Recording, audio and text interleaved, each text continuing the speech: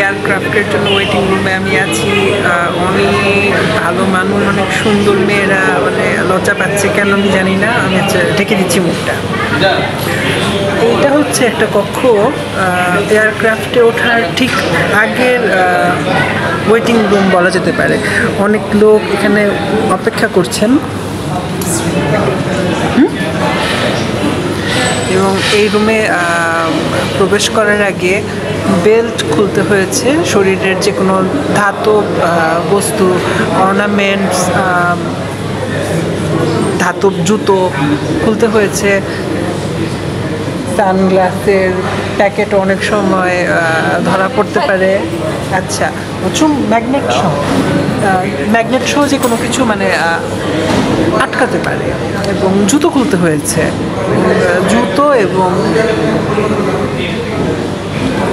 Others ধাতব জিনিসপত্র সব দুটো ট্রেতে স্ক্যান করতে হয়েছে। তারপর এই রুমে এসে বেল্ট করা যাবে এবং এই রুম থেকেই অপেক্ষার পর সম্ভবত এয়ারক্রাফটে চড়ার বাহন আসবে। তোমার কাছে এয়ারপোর্ট কার্টিসি এবং এয়ারপোর্ট ফর্মালিটি এবং এয়ারপোর্টের নিয়মকানুন জানা এবং মানা অত্যন্ত গুরুত্বপূর্ণ, কারণ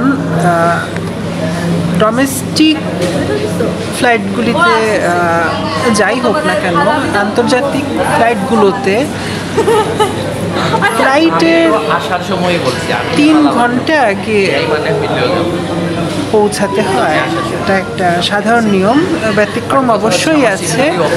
তো আপনি অবশ্যই আপনার এজেন্সি, আপনার টিকিট বিক্রেতাকে বুঝে শুনে চুজ করবেন। আমি খুব ভালো কনসালটেন্সি পেয়েছি এফ ট্যুরিজম থেকে এবং আমার ইন্টারন্যাশনাল ট্রাভেল অনেকখানি